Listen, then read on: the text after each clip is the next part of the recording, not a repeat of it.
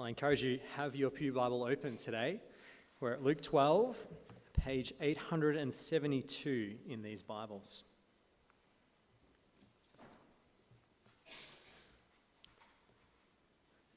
Then I saw a great white throne, and him who was seated on it. From his presence, earth and sky fled away, and no place was found for them. And I saw the dead, great and small, standing before the throne, and books were opened. Then another book was opened, which is the book of life. And the dead were judged by what was written in the books, according to what they had done. And the sea gave up the dead who were in it. Death and Hades gave up the dead who were in them, and they were judged, each one of them, according to what they had done. Then death and Hades were thrown into the lake of fire. This is the second death, the lake of fire. And if anyone's name was not found written in the book of life, he was thrown into the lake of fire.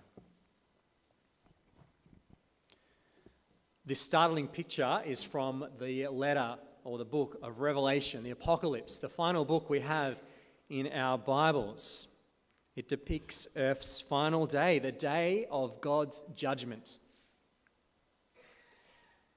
And this account pictures all people, everyone, no matter who you are, no matter what kind of life you lived, everyone standing before the throne of God.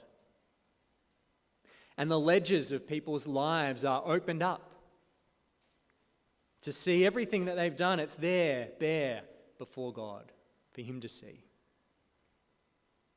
And the people, we're told, are judged by what they had done. That is, in the past, they're judged by things previous to this moment.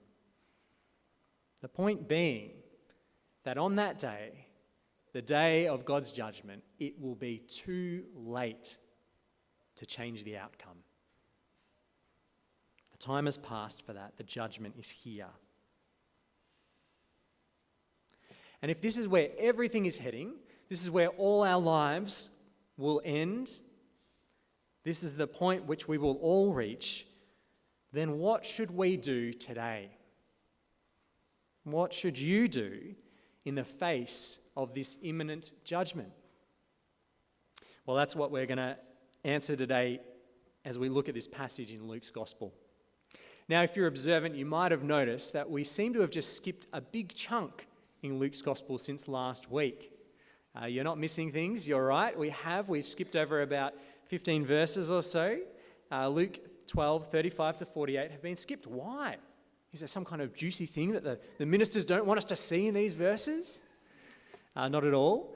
You just have to go back a year, basically, and have a look at a sermon that was preached by a guest preacher here, Adrian Lane from Bush Church Aid. He preached this exact passage last November, and he did a great job. So I think rather than us preaching the same sermon again, you're better off just to go and have a listen to that sermon and to hear the message of it rather than us covering it once more for you. So we are hitting into verses 49 to the end of the chapter today. And this is a section that started back in verse 13. Reese helpfully unpacked that section for us last week. And verse 13, there was a request made of Jesus. And that request was for Jesus to judge, to act as judge in an inheritance dispute going on in a family. Now, while Jesus rebuffed the attempt to be coerced into this role of judgment, he wasn't done with the topic of judgment. As we looked last week, we saw he actually perceived the heart and judged that this man was just greedy. And the warnings in the parable that we didn't read, that we've skipped over, that Adrian Lane covered, implied that there was a judgment coming, so be ready. Be ready for that day when judgment comes. And then in today's passage, Jesus comes back to this topic of judgment. With the same crowd there as at the beginning, and the same man who asked Jesus to judge. And to this crowd and this man, Jesus gives a warning. says, in the face of imminent judgment, respond while you can. In the face of imminent judgment, Jesus calls us to respond while we can. Well, this passage is kind of divided into two. That's how I've broken it up. Firstly, Jesus is speaking to his disciples in verses 49 to 53. And in light of the crisis that Jesus' judgment brings, they're called to count the cost. That's what we'll see in those verses, count the cost. And then from verses 54 to the end of the chapter, Jesus changes his audience that he's speaking to. He now talks to the crowds to tell them what they need to do in the face of imminent judgment. He tells them two things: respond to the signs and settle while you can. Respond to the signs and settle while you can. So let's have a look at this passage together. Firstly, looking at what Jesus says to his disciples to count the cost, verses 49 to 53. With your pew Bibles, follow along from verse 49. Jesus says, "I came to cast fire on the earth, and would that it were already kindled. I have a baptism to be baptized with, and how great is my distress until it is accomplished. Do you think that I have come to give peace on earth? No, I tell you, rather division. For from now on, in one house there will be 5 divided, 3 against 2, and 2 against 3. They will be divided father against son, and son against father, mother against daughter, and daughter against mother, mother-in-law against her daughter-in-law, and daughter-in-law against mother-in-law." Jesus prepares his disciples in these verses for the imminent crisis that his judgment brings. And he does this by helping them understand what it is that he's doing in his ministry, the outcome of his ministry. And there's 3 things he tells us. In verse 49, he says, "I came to cast fire on the earth." In verse 50, "I have a baptism to be baptized with." And in verse 51 onwards, "I have not come to give peace on earth, but rather division." So Jesus has come to cast fire on the earth. He's come to have a baptism, and he's come to divide. And in telling them these things, Jesus is helping them to prepare for what it is that he's come to do and the effect that's going to have on them in their day-to-day life. And really, the requirement and need for disciples of Jesus to count the cost of following him. You'll notice the first 2 purposes of Jesus coming, he longs for, doesn't he? He's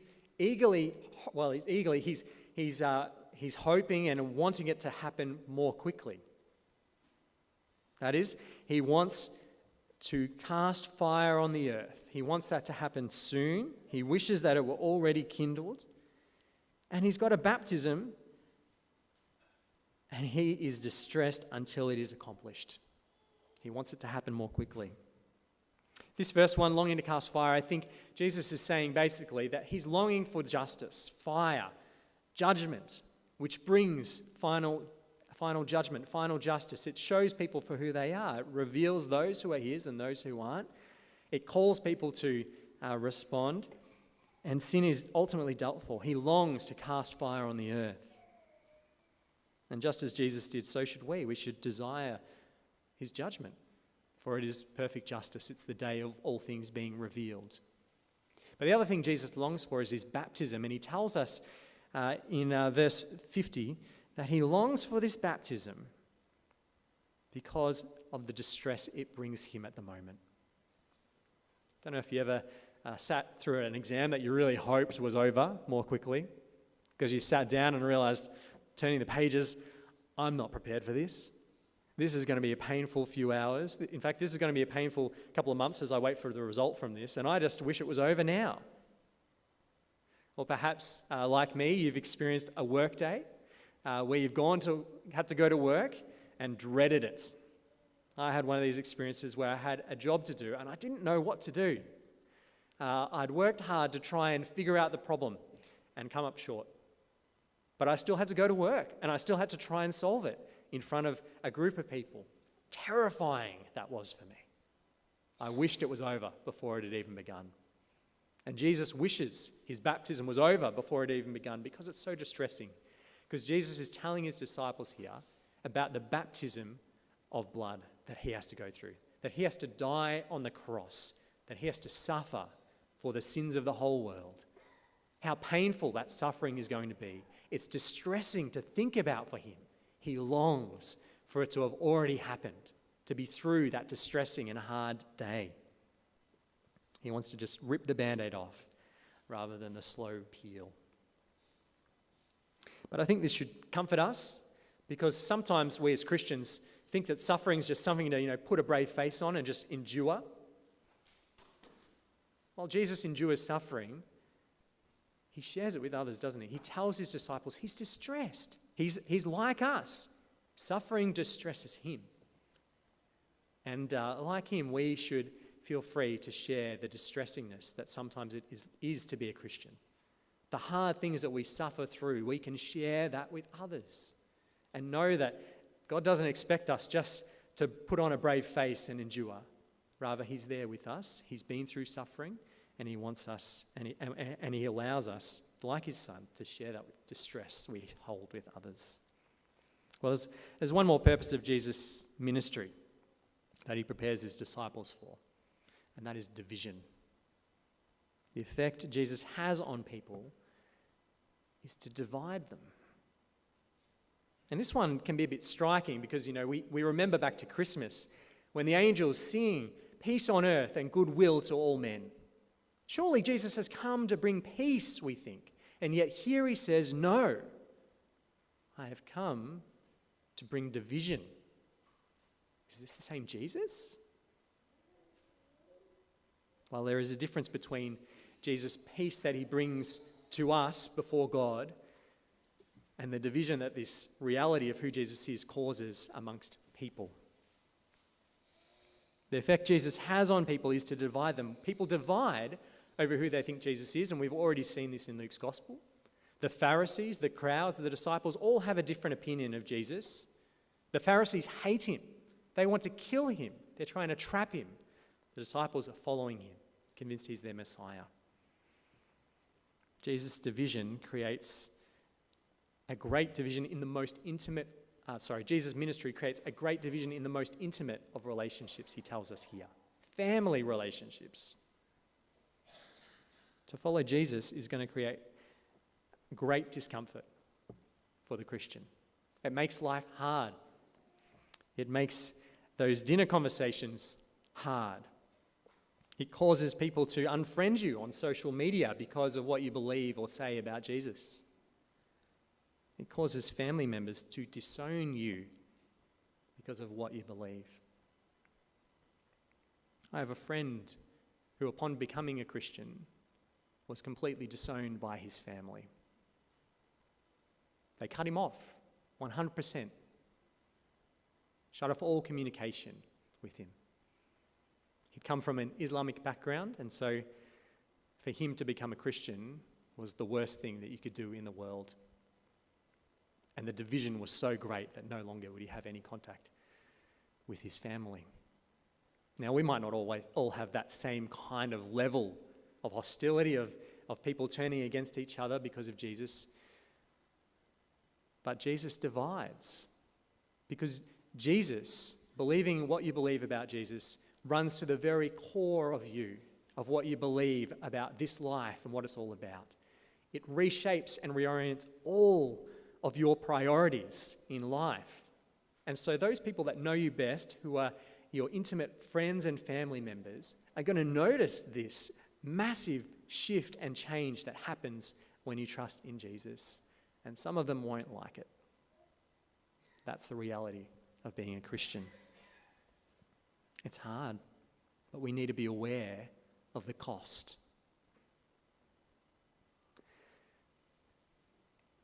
But in Mark's gospel, Jesus says some wonderful words to his disciples, to Peter, who reminds Jesus that they've given up everything for him. And Jesus responds to them in Mark 10. "Truly I say to you, there is no one who has left house or brothers or sisters or mother or father or children or lands for my sake and for the gospel, who will not receive 100-fold now in this time houses and brothers and sisters and mothers and children and lands with persecutions, and in the age to come, eternal life. We face hard things as Christians. Jesus causes division. But we receive rich blessings when we come to Christ. We receive each other, you and me, new brothers, new sisters, new mothers, new fathers, that walk with one another in this Christian life that is hard, but it has rich blessings. And there's a rich blessing waiting in the new heaven and the new earth for the Christian. We need to count the costs, but we do so knowing the blessing to come. Well, the judgment is coming, and it has implications for Jesus' disciples now. It makes life difficult for us because not everyone agrees about who Jesus is. But that's nothing compared to the difficulty that faces the crowds and those who don't believe in Jesus, which is where Jesus now turns. He turns to the crowds and seeks them. And we ask the question, how are people who don't know Jesus to respond to this problem of the crisis of the coming judgment? Well, the first thing he says in verse 54 is the need to respond to the signs. That's how they should respond. They need to respond to the signs. Have a look, verse 54 with me. He also said to the crowds, "When you see a cloud rising in the west, you say at once, 'A shower is coming.' And so it happens. And when you see the south wind blowing, you say, 'There will be scorching heat.' And it happens. You hypocrites! You know how to interpret the appearance of earth and sky, but why do you not know how to interpret the present time?" Jesus rebukes the crowds here because they're missing something very clear, the signs about Jesus that he'd given them. Jesus says they could understand the weather. They can understand when a cloud forms over the Mediterranean Sea, that cloud's coming their way and it's going to rain. So why didn't they get that all the miracles, the miraculous things that Jesus was performing, clearly indicated he was a fulfillment of the Old Testament promises, that this was the Messiah, that the kingdom of God had come, that judgment was near? And for the second time in this chapter, Jesus calls someone hypocrites. Did you notice that? Did you pick it up? He said to them in verse 56, "You hypocrites." But why? Why are they hypocritical? Well, the implication seems to be that if they can interpret the weather, then they can interpret the time. That is, interpreting the weather requires looking at the data and working out what it means. Well, there's ample data to work out who Jesus is and what this time is. So the problem seems to be that they're hiding behind a false excuse here. The signs of the times are evident. Are they sincere in wanting to know the time? When I was studying at Ridley, I met a bunch of guys doing a placement in a hospital that were Catholic. And they all lived in a monastery. And they had a head of the monastery. And they were quite comical guys, but one of them told me this story, that whenever anyone came and joined the monastery, the head of the monastery would instruct them that they had to, part of their role was to cook. Everyone shared around the cooking. And they were all guys. And so semi-regularly, what would happen is one of the guys who was new, the headmaster would tell them this expectation: you have to cook, you're here, you have to contribute by cooking meals. And they would say, "But I don't know how to cook." What do you reckon the headmaster said to that? The headmaster asked them a follow-up question. "Can you read?" To which they would puzzledly answer, "Yes."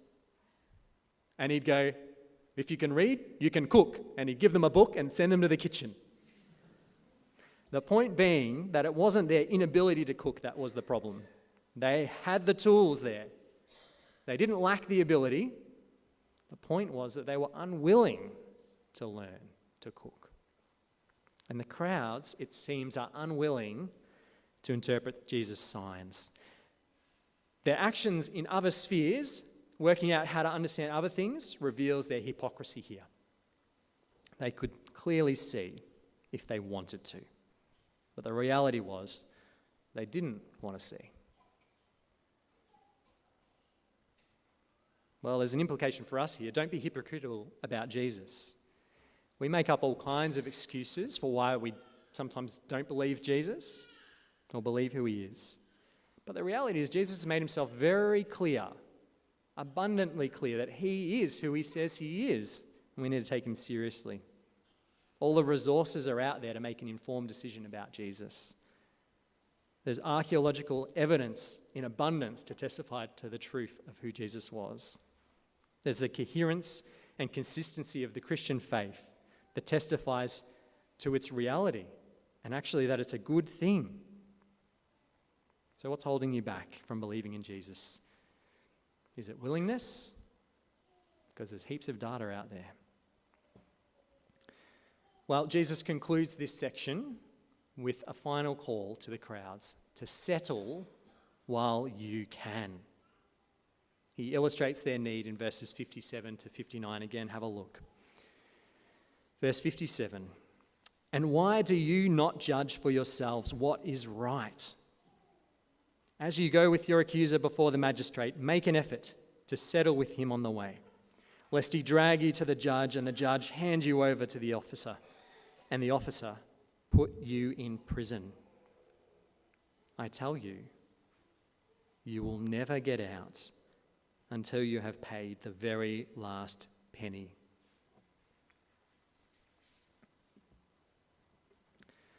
The information necessary to make a decision about Jesus is there. They need to decide about him for themselves, and they need to do it before it's too late.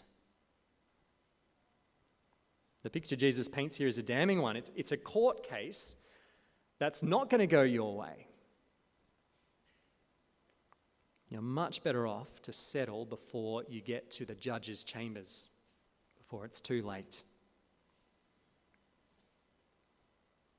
The problem might be, though, that we think we've got a good court case, that we can wait until that day and we'll be able to argue our case. I'm not sure if you ever watched daytime TV. When I was a uni student, I watched a lot of daytime TV, and it subsequently affected my grades. But one of those TV shows was Judge Judy. Judge Judy. I must admit, I didn't like it at the time, but I'm kind of amused by it now. But these cases that Judge Judy had before her, often the people that came in thought they had a really good, clear case. They thought, I'm going to get what I deserve. I'm going to get justice, or maybe not justice, just what they want, really. I'm going to get what I want. How sorely disappointed so many of those people were. I was reading about one case that dealt with a couple who were housemates. And one of the housemates decided that, well, she didn't like the other housemate, basically. She wasn't getting along, so she moved out. And she decided, I'm going to take that former housemate now to court and get her to pay for the extra price I'm paying for rent because I didn't like her. Well, how do you reckon it went for her before Judge Judy? Not well. Judge Judy informed her that just because she didn't like someone is not cause for that person to be liable for the extra rent that she's paying. The case unfolded and was quickly dismissed. But I'm sure that's not what she thought was going to happen when she walked in. Well, we've got here standing before Jesus the crowds, but also that man, remember, who asked Jesus to judge back in verse 13. And I think he asked thinking, this will go well for me. But Jesus said to him, I'm not going to judge you. And I think if Jesus had judged, he would have been sorely disappointed. It wouldn't have gone well for him. In fact, Jesus alludes to that when he calls him greedy. So this response is for him, but it's actually broader than that. It's a larger illustration for the crowds and for us. That points to a far more serious judgment that's coming, that they and we need to prepare ourselves for now. In the book of Acts, Peter declares to the Gentiles that Jesus is the one appointed by God to be judge of the living and the dead. Jesus has risen, he's ascended into heaven, and he now sits at the right hand of the Father, waiting to judge. The judge has been appointed. Everything is in place, which means judgment could come at any time.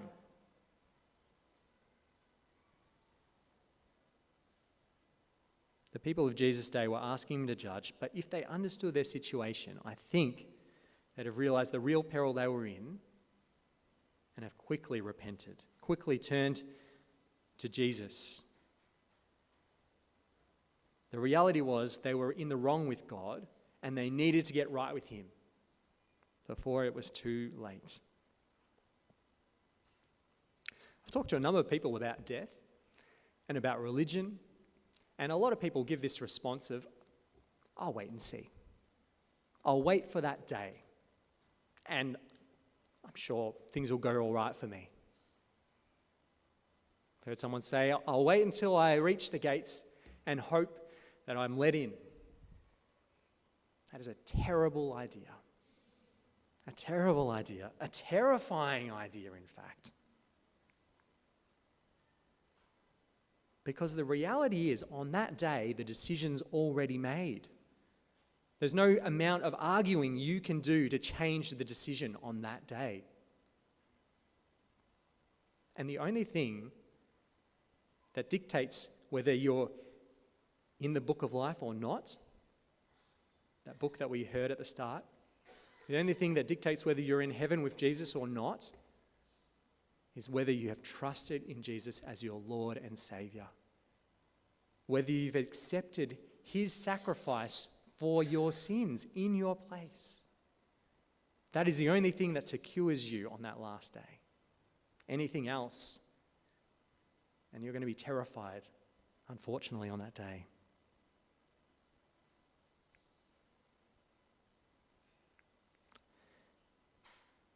We have an imminent crisis before us. Judgment is coming.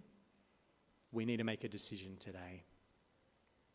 So I want to encourage you, if you've got any uncertainty about that final day and where you're going to be, today's the day to sort it out. Come and chat to me. We need to have you put your faith and trust in Jesus. He's the only one that can secure you on that day. Judgment's imminent, so settle while you can. When I was in high school, I was given several warnings about an assignment coming up. That I had that was due very soon. Time and again, I ignored the warnings from my teacher. Have you been working on that assignment? Is it nearly done?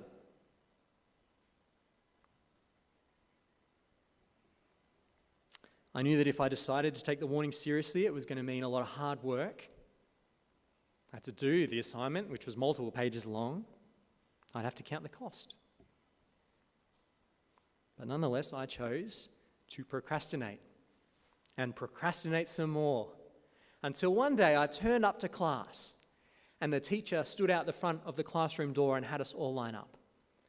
And one by one, she would ask us, "Where's your assignment? Is it done?" And those who had finished it got to go off to the library and read some books or just enjoy some free time. And those who hadn't, me included, had to go into the classroom, sit in silence. No one could talk to anyone. And it was a French class. I wasn't very good at French. We had to write out French lines for an hour. And I sat there with the worry, of what they were going to tell my parents as well. Sam has failed an assignment. Judgment came that day, and I had been warned, but I'd ignored the signs. And so I suffered the punishment. Well, brothers and sisters, judgment is coming. Jesus has revealed that he is the only way that you can be saved. So as disciples in this current crisis, count the cost. It's hard. But know your eternity is secure. But if you haven't put your trust in Jesus, today is the day. You need to respond to the signs and settle while you can. Otherwise, there is the fearful and terrifying prospect of judgment. Let me pray for us.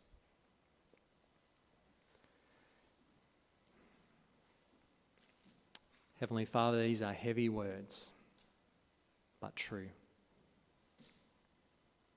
So we thank you that you warn us. And we ask this day that if there is any hearts that are not firmly rooted in you, trusting in Jesus, that you would convict and turn to faith in Christ. For those of us trusting in Jesus, help us to count the cost. Comfort us in the distress of suffering in this life, knowing that you were distressed too, and that we bear that with one another. When people reject us, when people reject you and cut us off, help us to turn to our brothers and sisters, our new family.